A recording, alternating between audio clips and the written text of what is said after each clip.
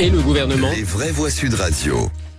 Félix Mathieu, allez-y. Le gouvernement il va vite, le Félix. Le gouvernement qui lançait aujourd'hui des assises de lutte contre l'antisémitisme avec l'objectif de provoquer un sursaut collectif. 1676 actes antisémites recensés en France l'année dernière, en 2023.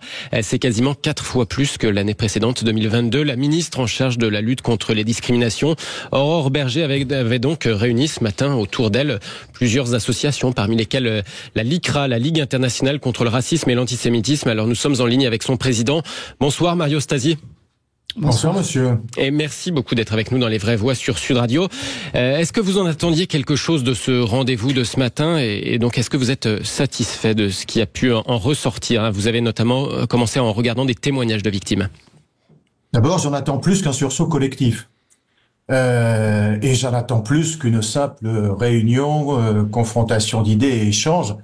J'attends de cette réunion, et j'ai bon espoir, c'est dans ma nature, qu'elle soit le point de départ, un démarrage d'une période de 2 mois, au terme de laquelle, d'ailleurs, je crois qu'il y aura un texte qui sera soumis aux politiques de notre pays. Mais je souhaite que nous passions très très vite des paroles aux actes.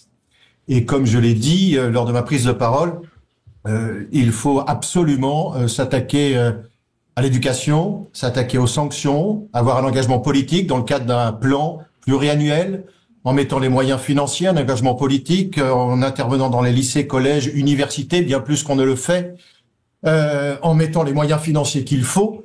Et si ce n'est qu'un sursaut collectif ou qu'une simple déclaration, ce que ce n'était pas ce matin, ça me paraît être un bon démarrage. Mais moi, je ne crois que ce que je vois, j'attends et je ferai tout pour que quelque chose de concret soit l'achèvement de ce premier pas, mais il ne faut pas en rester là. Des paroles aux actes, s'il vous plaît.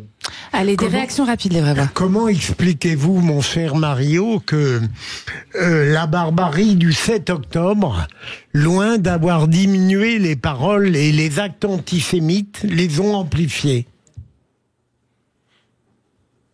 Par l'ignorance et par la manipulation et un antisémitisme qui existait et qui a été, au fur et à mesure, et bien un peu avant le 7 octobre d'ailleurs, débridé. Ignorance. Ceux qui brandissent la cause palestinienne au fond de Hamas et la Palestine. Manipulation.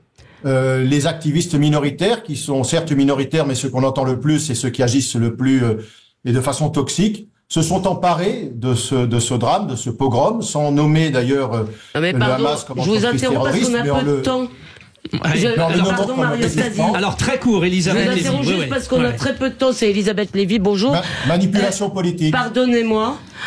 En fait, j'ai le sentiment que même quand on parle d'éducation, etc., on a beaucoup de mal à sortir de l'incantation morale et que l'incantation morale ne sert à rien. Donc, je suis un peu la morale ne sert à rien. dubitative. La morale ne sert à rien, mais enfin, pour combattre l'ignorance, je ne connais peu de moyens autres que d'éduquer, beaucoup plus qu'on ne le fait.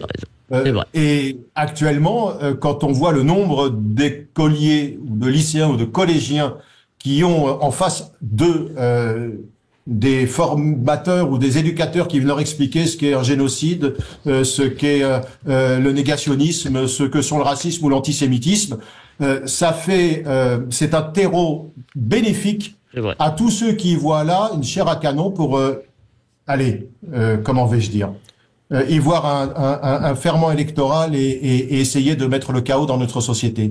Voilà, l'ignorance, la manipulation, une parole débridée, les réseaux sociaux, des sanctions qui n'arrivent pas assez vite et qui ne sont pas assez sévères.